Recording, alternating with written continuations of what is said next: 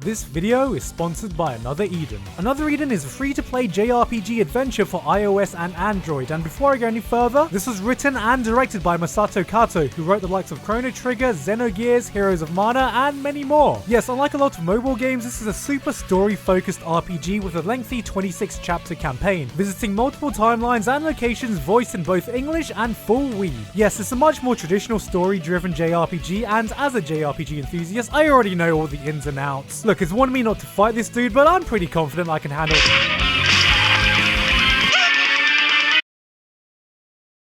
This must be the Dark Souls of mobile game! You get to choose between a big variety of party members, but I've also got to mention the music, because it was composed by Yasunori Mitsuda and Proicon Studio, who also worked on Chrono Trigger and Xenogears, because this is by far the best OST I've heard for any mobile game. If this top-class production sounds like your cup of tea, click the link in the description to download it on iOS and Android. And with that said, let's get on with today's video. Anime endings, no, not that. The ending of an anime, no, not fucking that. The part that comes at the end of an anime, no, not fucking that. The final act of an anime in which the events happening in the plot, characters, and series come to a conclusion, aka the ending, is an important part of any anime. It can be the culmination of the journey that's been taken, it can give the entire series a sense of resolution and closure, and in some cases can literally make or break an anime. But I feel in this age of seasonal anime, 3-episode rules, dropping shows harder than the asteroid that killed the dinosaurs, something not discussed enough is anime. And oh, for fuck's sake! A good friend of mine once said, the ending is paramount. Pictures. Stay toasty. But I feel like in anime, because of the way it's made, there are different directions we as anime fans see a lot, from the conclusive to the open-ended to the downright what the fuck. So I wanted to just take this video to just kind of discuss the different types of endings we usually see, my perceptions of them as a whole, and how they fit into the anime culture in general. Now I want to keep this a general discussion about endings without spoiling everything I'm talking about, so to help you avoid this, on every section I will be listing any shows in which I either detail or show spoilerific plot points to do with the ending. So if you want to skip any sections, the timestamps of each section will be in the description below. So with that out of the way, first let's start with... If there's one easy way for a new anime to grab my attention, it's just by knowing that it's an anime original series. Firstly, because this means we don't have any source material, meaning we don't get those manga readers acting like 200 IQ geniuses being like, oh, is that what you think's gonna happen, poor anime only watchers? Look at me, I'm so smart because I know what's gonna happen next. And then light novel readers are there like, foolish mortals! And secondly, because it's not based on a pre-existing IP, it's likely that it will have an ending that's conclusive, or even better, it means the entire story from beginning to end is already pre-planned. Anime original series are not common occurrences, but many shows, old and new, stick out to me because of this fact. Cowboy Bebop, Eureka 7, Code Geass, even in more recent times with Recreators and A Place Further Than the Universe. Of course, it wasn't just the ending that made these shows stand out, but it did help a lot. Something like Zankyo no Terror, despite a lot of the problems I had with it, stick with me clearly because it felt like a complete story that was planned out with an ending I've really enjoyed. And like, holy shit, Recreators did this revolutionary thing in anime called an epilogue, where the entire last episode was no action, no plot, it was just dedicated to tying up loose ends and seeing what characters were up to after the story was concluded to leave the viewer with a sense of closure. What the fuck? But of course, just because something is anime original doesn't mean it's guaranteed to have a good ending. In fact, there used to be this thing called Gainax endings, where certain shows coincidentally produced by Studio Gainax would get endings that made no sense or serve as sequel hooks to sequels that were never made. Fortunately, Gainax endings nowadays seem to have died with the decline of the studio, only to find themselves isekai'd into Trigger for its own light novel adaptation of That Time I Got Reincarnated as Darling in the Franxx. But even some anime that have had conclusive enough endings have had a reoccurring issue, because if it gets enough success and popularity, there's always the chance that the creators felt it was appropriate to revive it and have another go.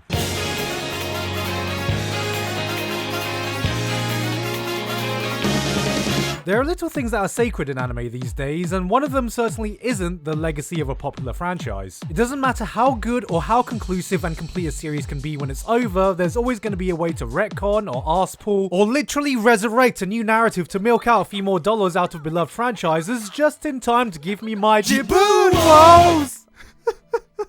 On the rare occasion, you get something like Die Buster adding a new story in the same world years after Gunbuster, but there are numerous examples of sequels coming in that not only result in a vastly inferior ending to the original series, but even going as far as completely fucking up and ruining the established canon. We went from Darker Than Black Season 1, Chinese Electric Batman, to Darker Than Black Season 2, Alcoholic Dad Simulator. Madoka Rebellion was a sequel movie that people had opinions about. And then there's Eureka 7 AO. Now, if AO was viewed as a standalone series, it would be fine, just a fairly forgettable average show. But as a sequel, it's a fucking travesty. Introducing plot elements that completely broke characters and themes from the original, going as far as to confirm that the fucking spin-off reboot movie was somehow canon in some bizarre multiverse time travel fuckassery, and just in general trampling all over the world and themes of the original series. There's a discussion to be had on whether the existence of these sequels have ruined the value of the original ending. But there are also a few shows that have had pretty decent endings in the sense that they concluded everything they needed to, but they still left room for a sequel which were eventually made that really didn't live up to the original. The first Psycho Pass had some truly interesting and brilliant ideas that were explored and has yet to be replicated. Nothing from Steins Gate, either from its sequel movies or Zero, came close to capturing the original spirit, and the only thing I thought the new Fooly Cooly brought to the table was a few new great tracks from the Pillows. I think my problem with all of these is that they are examples where a sequel definitely wasn't needed or originally planned, but they made one anyway. It's not like the Mob Psycho Season 2s of today where the storyline didn't end and the sequel continues to add and enhance the plot, where the original series had said everything it wanted to and put a full stop on it, making it hard for any sequel to capture that same magic, even if in some cases it had left space for further ideas to be explored. However, to go in the complete opposite direction, you sometimes get anime that choose to give itself a conclusive ending, even if the original story actually continues.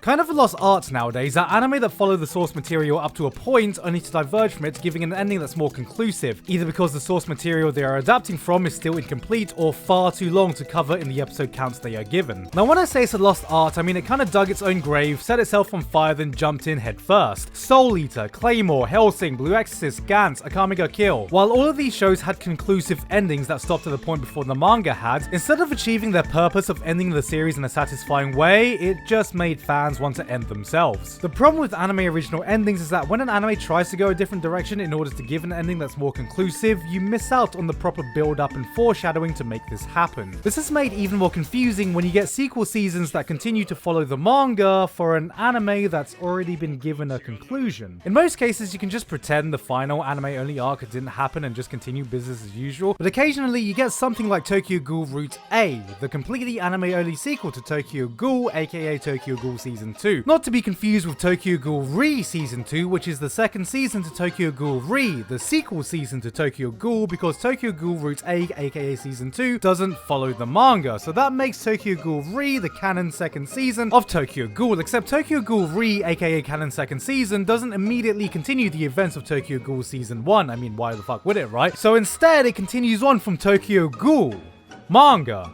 Obviously, which was never fully adapted into an anime, which makes it really easy to follow. So if you're an anime-only watcher, it's actually pretty simple. All you need to do is watch Tokyo Ghoul, then read the Tokyo Ghoul manga, then watch the Tokyo Ghoul live action, then comes the Tokyo Ghoul musical, then Tokyo Ghoul Grand Order for the Nintendo DS, and then after you've done all that, you're finally ready to play Kingdom Hearts 3. To my recollection, the only anime original ending that has been positively received has been the original Fullmetal Alchemist. And what made this possible was the fact that since the anime started diverging by the halfway point, it was able to carve out its own narrative and tackle things in a different way, giving much more adequate time to set up its ending, and for its time, people were satisfied considering the original manga was still ongoing. Having said that though, nowadays I get the sense that this ending is looked down upon because we now have Brotherhood, which remakes the entire series to give an ending the majority seem to agree was much better than what we originally got. And this is why I feel you just don't see this kind of ending nowadays. If you diverge from the source material, it's very hard to make something satisfactory even if you make it conclusive, and fans seemingly would much rather be left hanging than given a conclusion that absolutely sucks dick. And that leads us to our next section, in the technical term we know as... No, wait, I must be showing my age. That's not what the cool kids are saying these days. That's better. As we know, every story has a beginning, a middle, and an end. Except in anime, where we get a beginning, half a middle, and a season 3 that's never gonna come. This is a very common occurrence in anime. We see an interesting setup to a story or world, a major arc or two happens, and just as you feel you've just about scratched the surface of what it has to offer, it ends and you never hear from it again. If you're an anime fan, you've probably experienced this a lot, especially in the short, hard-hitting seasonal anime culture, as it can sometimes feel like certain anime were made as a glorified advert for the source material. See, when it comes to people who read source material like manga, there are two types of manga readers. The brave, rare, heroic souls who throw themselves into the expansive world of manga, working tirelessly to find that next hidden gem within the ocean of unknown titles. And then there's everyone else, who saw an airing anime and couldn't wait to find out what happens next. Back in the day, there were some pretty infamous endings for doing this, and by infamous, I mean it was like the animators ran out of paper to draw on and were like, yeah, let's just cut to credits and hope nobody cares. Everyone cared.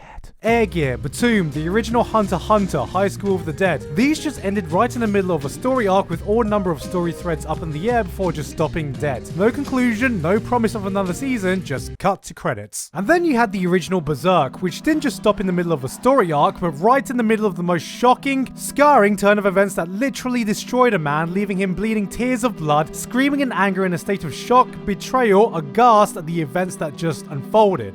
And that was just me, I don't even know how Guts felt. Back then, fans would have sold their soul to see what happens next, and little did we know that 20 years later, we'd get our wish. Yeah, we got our wish, right? We have no right to complain. We got our fucking wish. Who made a deal with the fucking Behelits to make this wish come true? Nowadays, what I will say is that seasons at least are more carefully planned out so audiences get some kind of closure in the arcs that they tackle. But still, if you've been an anime fan for a while, I'm sure you've gotten used to the feeling of waiting for a season 2 or 3 that's may or may not ever come. Whether that be ReZero, holy fucking shit, are you serious? No Game No Life, Spice and Wolf, The Devil Was a Part-Timer, a Berserk adaptation we can be proud of, or countless other shows. If you're lucky, you may get another season, or I guess the hot new thing nowadays is sequel movies. Oh, look at that sexy boy walking down the red carpet. But even then, will it ever even come close to completion? Not likely. Part of the life cycle within the anime and manga culture is that we get an anime adaptation when you have a hot title, and that rarely happens after a title has already ended. On the rare occasion, you get something like Devilman Crybaby, where the anime is adapting an old title that's finished, but more often than not, you find yourself finishing the anime, then when you catch up to the manga or light novel, the story is still at least a few years away from completion. One thing I both love and hate about the medium of anime is just how many new shows with massive variety we constantly get. But the downside of that is, as an anime fan, you get used to being introduced to stories, characters, and worlds which you know you're never gonna see the ending of. And honestly, I think that's kind of a shame, because to me, even though I don't think the ending is always the most important factor, a lot of the anime that have stuck in my mind years after they have finished are the ones that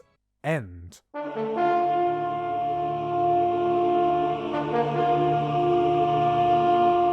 Now, you may be sitting there wondering why I cared enough about anime endings that I would want to make a whole video on it, and that's because I just wanted to express how much I value a great ending. While I don't think every series needs a fantastic ending or even a proper ending for it to be a fantastic series, the ones that do have one, I never forget. My favorite anime ending of all time still is Code Geass's original ending. Now, over a decade later, when I think back to Code Geass with the second season in mind especially, I don't remember the complete mess it was at times, the complete flip-flopping of characters that suited whatever the plot needed, or whoever the fuck this little shit was. Does anyone remember the cat episode?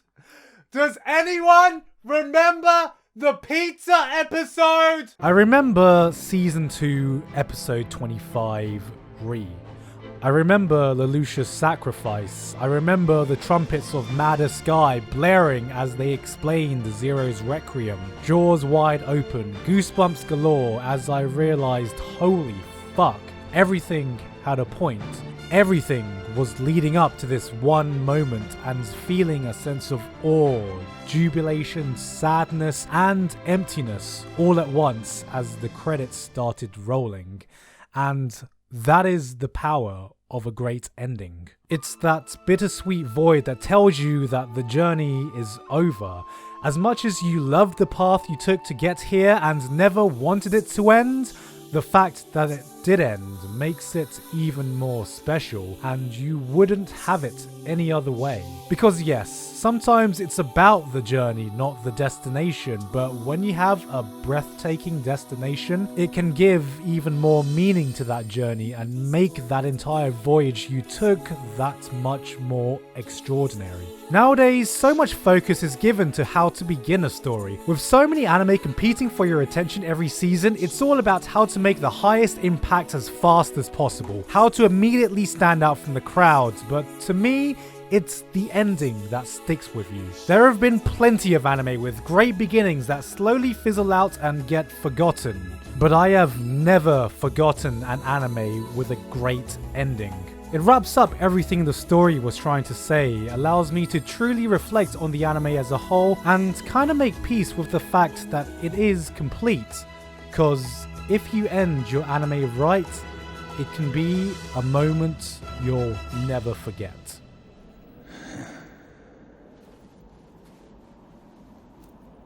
Bang.